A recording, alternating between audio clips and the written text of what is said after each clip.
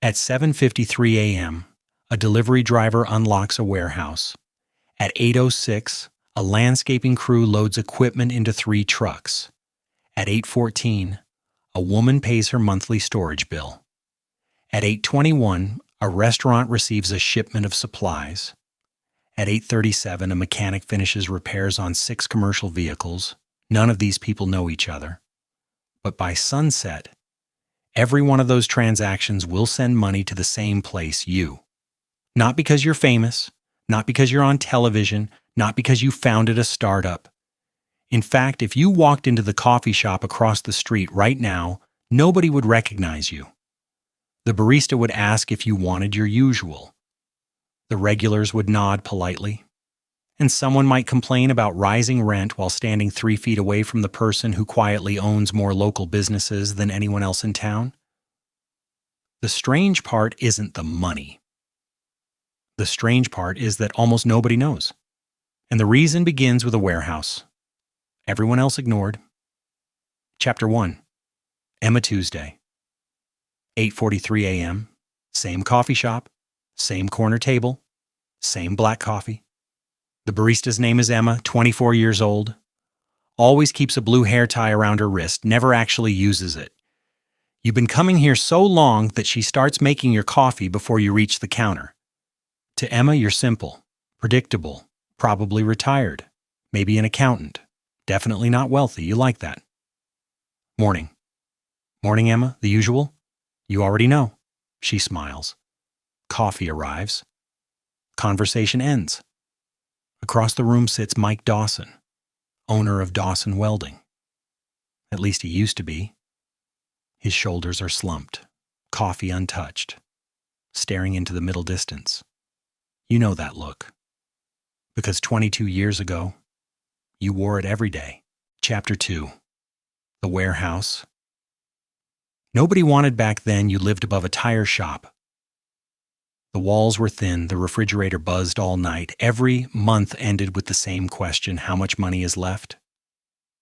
The answer was never enough. One rainy Thursday, your boss sent you to inspect a warehouse. The owner wanted to retire. No buyers, no interest, no excitement. The building looked exhausted, paint peeling, roof aging, parking lot cracked. The owner, Walter Simmons, handed you a ring of keys. The metal was polished smooth from decades of use. You walked the property, nothing impressive. Then something happened, a truck arrived. Then another. Orders moved, invoices were signed. Customers kept showing up. The building looked broken, the business wasn't. Before leaving, you asked, if it's profitable, why can't you sell it? Walter laughed. Not a happy laugh. A tired laugh. Because nobody dreams about owning a warehouse. Then he pointed toward the highway. Everybody wants exciting. A pause. Exciting gets attention. Another pause. Boring gets paid. You thought about that sentence for 3 months, then you bought the warehouse. Chapter 3. The night you thought you'd lost everything. The first year was miserable. Leaking roofs, broken equipment, late invoices, payroll stress, constant uncertainty. One night around 11:40 p.m., you stood alone inside the warehouse holding a flashlight. Rainwater dripped through the ceiling. A major customer had just left. 23% of revenue disappeared overnight. The bank was asking questions.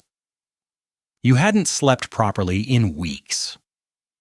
For the first time, failure felt real, not possible, not hypothetical, real. You remember sitting inside your truck afterward, engine off. Rain hitting the windshield, doing the math over and over. If one more customer left, everything might collapse. You stared at the dashboard clock. 11:57 p.m., then midnight, then 12:11. Eventually, you drove home, certain you'd made the biggest mistake of your life. What happened next changed everything. Chapter 4. The question that built an empire. 3 days later, a customer asked, Know anyone who repairs commercial vehicles? You didn't. A week later, another customer asked. Then another. Same question, again. Most people ignored it. You couldn't. You kept wondering, why is everyone asking for the same thing? Eventually, you found the answer. There wasn't enough repair capacity in town. The owner of a local maintenance company wanted to retire. Nobody wanted the business. You bought it. Not because it was exciting, because customers needed it. The warehouse became a customer. Revenue improved. The repair company grew. For the first time, you saw something bigger. Businesses weren't isolated, they were connected, like gears. And once one gear starts turning another, everything changes. Chapter 5. Mike Dawson. Years later, you met Mike Dawson, owner of Dawson Welding. Good company, good reputation, 18 employees, 31 years in business. You met him in a diner. He slid a folder across the table, then said something you've never forgotten. I don't care who pays the most. You looked up. I care who takes care of my people. You expected negotiations. Instead, you got responsibility. The deal closed 6 months later. Mike retired, the employees stayed, the business expanded, and today, sitting across the coffee shop, Mike has no idea you own 7 companies that regularly work together. He just knows retirement has been good to him. Chapter 6. The recession. Then came the recession. The phone started ringing. Not because things were good, because people were scared. Owners who spent decades building businesses suddenly faced impossible choices. Their children didn't want the company, buyers vanished. Banks tightened lending. Retirement plans disappeared. One afternoon, you met a business owner named Carlos. He'd spent 38 years building a regional supply company. During the meeting, he stopped talking, looked down, removed his glasses, and started crying. Not because he was losing money, because he thought he'd failed his employees. 47 families depended on that company. 47 families. And he thought they were going to lose everything. For nearly an hour, you listened. Then you made him a promise. If we do this, nobody loses their job. 3 years later, every employee was still there. Many got raises. Carlos still sends you a Christmas card every year. That acquisition wasn't your most profitable. It became your most meaningful. Chapter 7. The moment you realized what you'd built. People imagine billion-dollar milestones happening in penthouses or private jets. For you, it happened in a hardware store. Thursday, 3:17 p.m.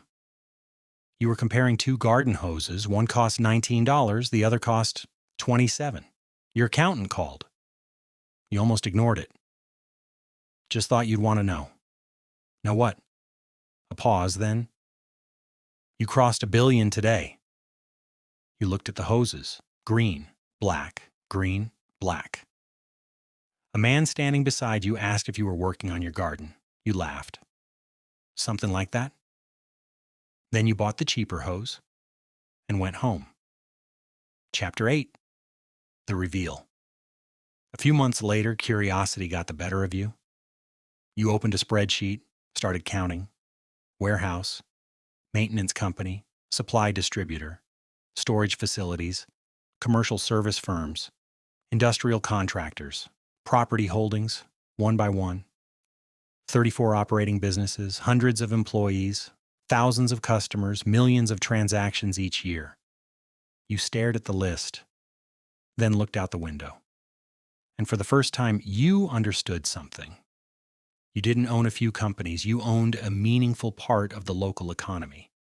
Not because that was the goal, because solving one problem kept revealing another. That realization was far more shocking than the billion-dollar milestone. Chapter 9. The cost of staying quiet. Your younger brother once spent 40 minutes explaining why rich people have no idea how difficult life is. You listened quietly, sipped iced tea, nodded occasionally. He had no idea he was talking to a billionaire. You never corrected him.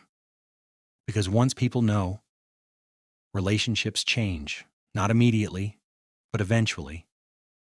Expectations appear, conversations shift, requests arrive, and some things are worth protecting. Privacy becomes one of them. Conclusion. Back in the coffee shop, Mike finally stands up. Before leaving, he stops by your table. Mind if I sit for a minute? Sure. He smiles. You know what's funny? What? I spent 30 years thinking success meant building something big. He looks out the window. Turns out success is having enough time to enjoy what you built. You nod. He finishes his coffee, walks out, never realizing who he's talking to. Emma arrives with the coffee pot. Same time next week? Same time next week. Outside, the town keeps moving. Tomorrow morning at 7:53 a.m., the warehouse will open again. At 8:06, the landscaping trucks will leave. At 8:14, another storage payment will arrive. At 8:21, another shipment will be delivered. At 8:37, another repair invoice will be paid. The drivers won't know. The customers won't know. The employees won't know. And that's exactly how you like it. Because after all these years, you've learned something most people never do. The greatest luxury isn't being recognized. It isn't attention. It isn't status. It's freedom.